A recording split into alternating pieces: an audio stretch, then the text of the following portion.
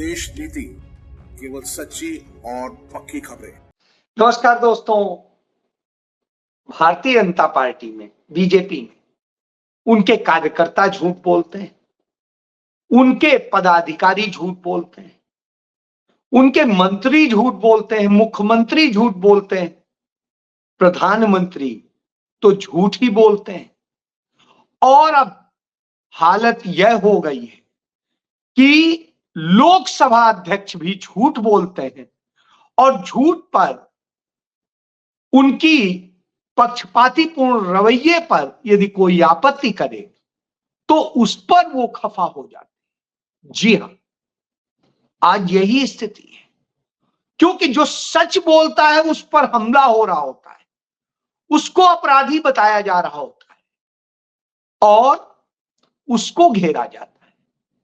यह नई राजनीति हो गई है और यही भारतीय जनता पार्टी की शायद वास्तविक राजनीति। जी, कल संसद में पश्चिम बंगाल के सांसद, तीसरी बार के सांसद अभिषेक बनर्जी बोल रहे थे बजट पर, और जब वो अपना संबोधन दे रहे थे तो तमाम मुद्दों पर बात कर रहे थे।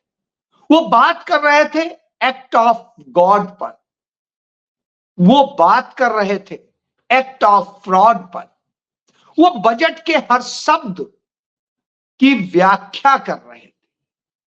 और जब वो बता रहे थे तो सरकार को, और खासकर सरकार के स्पीकर को, अब सरकार के स्पीकर इसलिए कह रहा हूं क्योंकि वास्तव में वो लोकसभा के अध्यक्ष के तौर पे, स्पीकर के तौर पे तटस्थ होने के जो पूरे मानदंड है उनका पालन नहीं करते हैं, इसलिए उन्हें यह कह रहा हूं।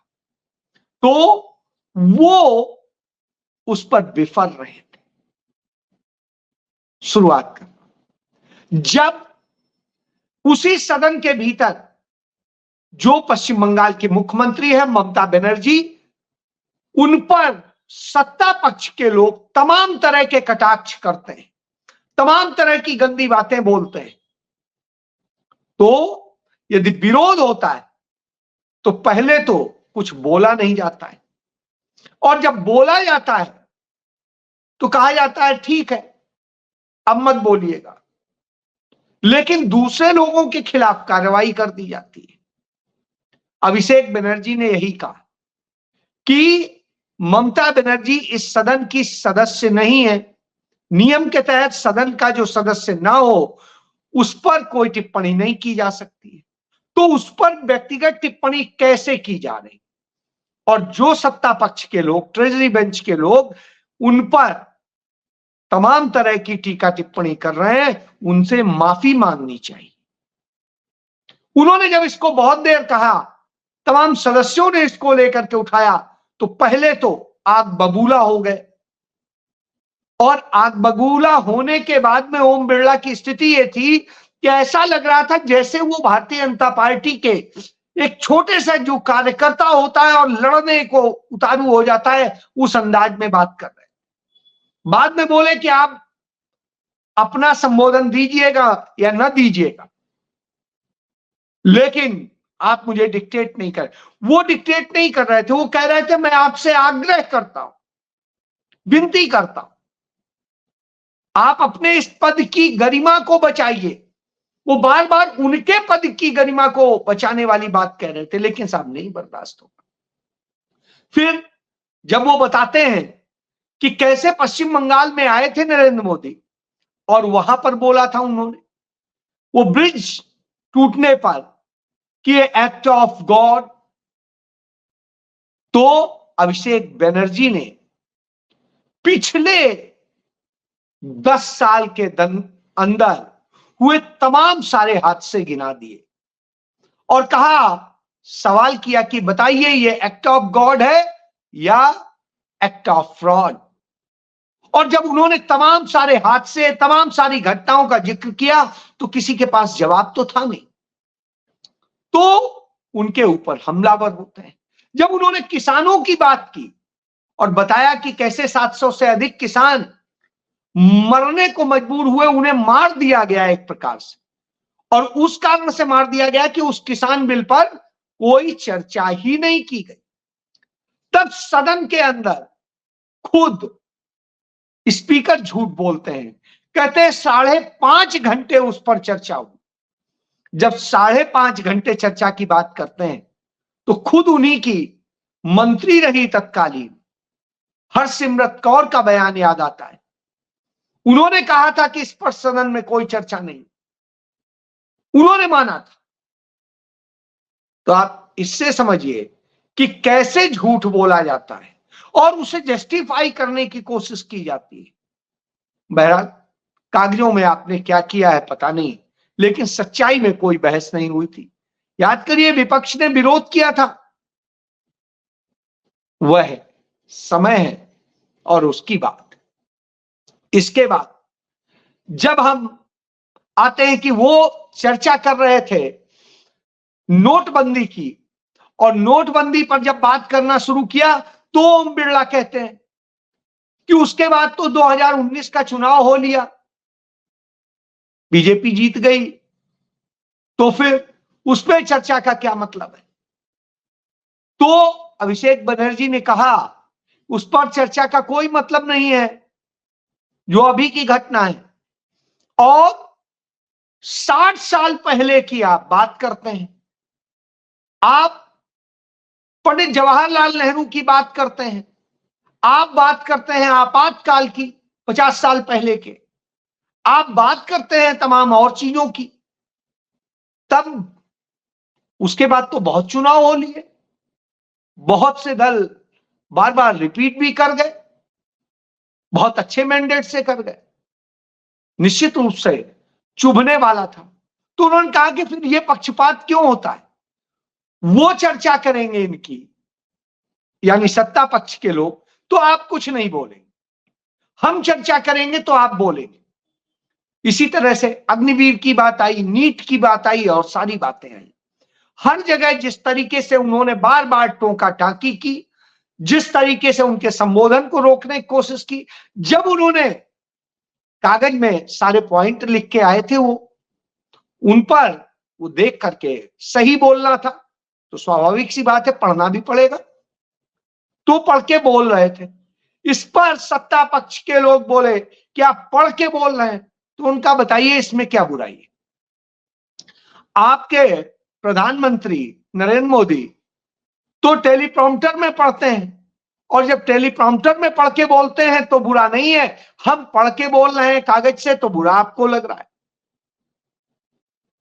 तो तुरंत कान खड़े हो गए स्पीकर के, और ओम बिरला कहने लगे कि नेता सदन पे कोई बात मत कीजिए, आप अपना संबोधन दीजिए। अरे भाई, जब सवाल किया जाएगा तो बोलना होगा, स्वाभाविक सी बात। तो इस तरह की स्थिति है सदन में। इसी तरह की स्थिति पैदा हो रही थी जब पंजाब के पूर्व मुख्यमंत्री और इस समय लोकसभा के सदस्य हैं चरणजीत सिंह चन्नी बोल रहे थे। वो बता रहे थे, उन्होंने जिक्र किया किसानों का, उन्होंने जिक्र किया और तमाम घटनाओं का, उन्होंने जिक्र किया कि कैसे प्रधानमंत्री एक गरीब घर में पैदा हुए व्यक्ति के बेटे की जो शादी, यानी उनके बेटे की जो शादी गुरुद्वारे में होती है, उसमें 2 साल से जो है सीबीआई पुलिस वगैरह जांच एजेंसियां पूछ रही हैं कि आपके यहां खाने में क्या बना था, लंगर बनाने वाले ने क्या लिया था, किसको क्या पेमेंट हुआ था। और जब प्रधानमंत्री हजारों करोड़ रुपए खर्च करके जो शादी हुई उसमें जाते हैं, गिफ्ट देते हैं, लेते हैं, जो भी करते हैं, वहां पर नहीं पूछा जाता है कि ये सब कैसे हुआ, कहां से हुआ, किसी ने टैक्स दिया था उस पैसे का कि नहीं दिया था। बुरा लगता है। जब ईस्ट इंडिया कंपनी की बात की और उन्होंने कहा कि कैसे जैसे ईस्ट इंडिया कंपनी इस देश में आई तो व्यापार करने की थी और आके देश पे कब्जा कर लिया और मालिक बन के बैठ गए, और जो करने लगी वो देश के लिए दुर्भाग्यपूर्ण था। इसी तरह भारतीय जनता पार्टी आई तो कह के थी कि सेवा करेंगे, और आके यहां मालिक बनने का काम कर रही, सब बेचने का काम कर रही है। तो बुरा लग जाता है। उनके मंत्री और तमाम सारे लोग जो है उनके ऊपर आग बबूला हो जाते हैं और हालत यह हो जाती है कि सत्ता पक्ष सदन नहीं चलने देता है और अंत में सदन स्थगित कर दिया जाता है।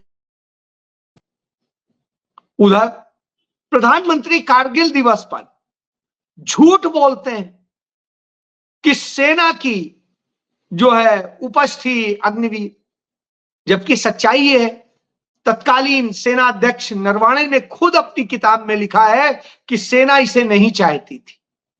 सेना को जब यह कहा गया तो यह कहा गया कि 75% लोग रेगुलर होंगे और 25% लोग की छटनी होगी यदि आपको यह करना है।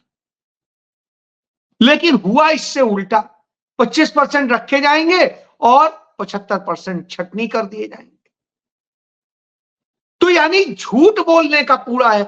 तो कारगिल दिवस पर जब वो झूठ बोल रहे थे तो उसमें यह भी कह रहे थे कि मेरी बड़ी इच्छा है कि पूरी सेना यूथ के हाथ में हो और युवाओं की सेना हो, इसलिए हम अग्निवीर लेके आए।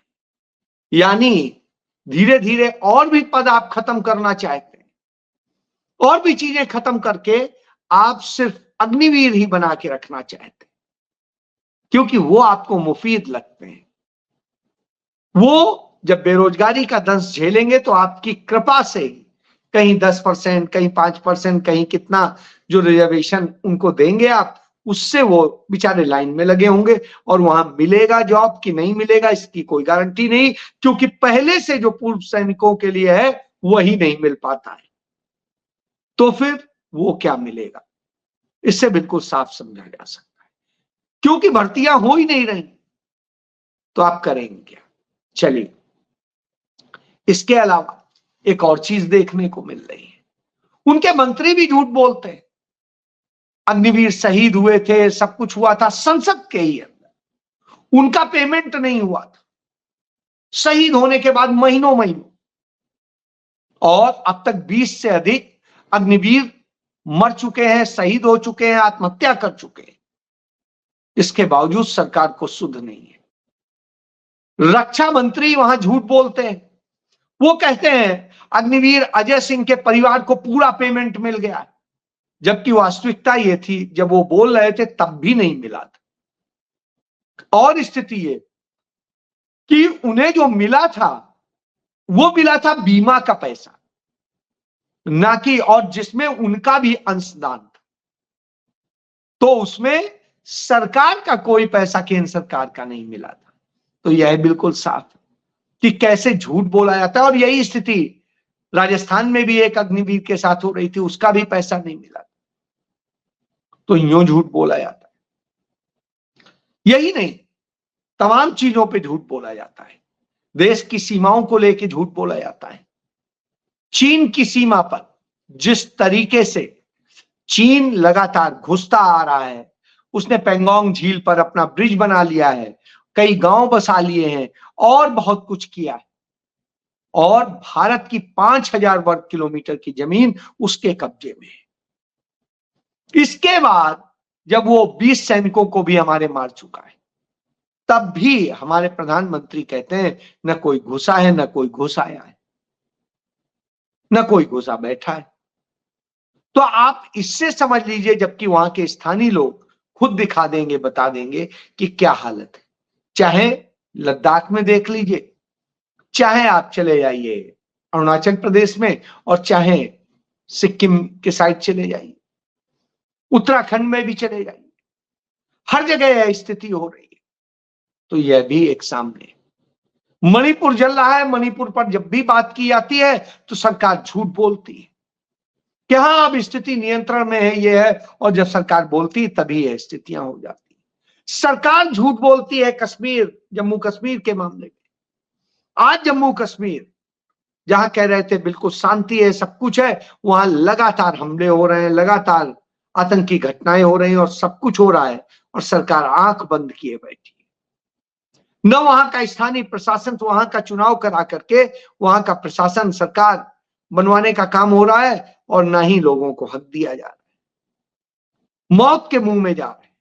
जबकि आपको याद होगा कारगिल युद्ध हुआ था, वहीं के स्थानीय गांव वाले जो मुस्लिम थे, उन सब ने बड़ी भूमिका अदा की थी, सेना की मदद की थी, जिस कारण से भारत की सेना जीत सकी थी। नहीं तो अपनी ही जमीन छुड़ाने के लिए हम परेशान हुए। हमने कोई युद्ध नहीं लड़ा, हमारी जमीन पर कब्जा कर लिया था पाकिस्तान ने। हमने बस वो अपनी ही जमीन जो हमने कब्जा करवा दी थी वही छुड़वाने का काम किया। और हमने अपने सैकड़ों सैनिक, जवान और ऑफिसर्स मरवा डाले, लेकिन हमारे देश को क्या मिला? एक ही चीज साबित हुई जो झूठ बोला गया था कि कारगिल में वो साबित हो गया कि बोफोर्स तोप सब स्टैंडर्ड नहीं थी, वो बहुत अच्छी थी और उसी के कारण से वह लड़ाई जीती जा सकी। इतनी वो सफल थी। और वो तब सफल बताई गई जब इस पर जो आरोप लगा था और इसके नाम पर जो सरकार बोफोर्स के नाम पे पलटी थी, उसके 10 साल बाद। यानी आपने सरकार भी पलट दी राजीव गांधी की उस कारण से, जो है सुरक्षा में कटौती के कारण से उनकी दुखद मृत्यु हुई, शहीद हो गए और तमाम सारी चीजें। तो इस तरह से होता है, झूठे आरोप आप लगाते हैं, वह भी देश ने देख लिया है। चाहे बोफोर्स का आरोप रहा हो, चाहे उसके बाद के तमाम आरोप रहे हो, या उसके पहले के तमाम आरोप रहे हो, हर आरोप झूठा पाया गया है।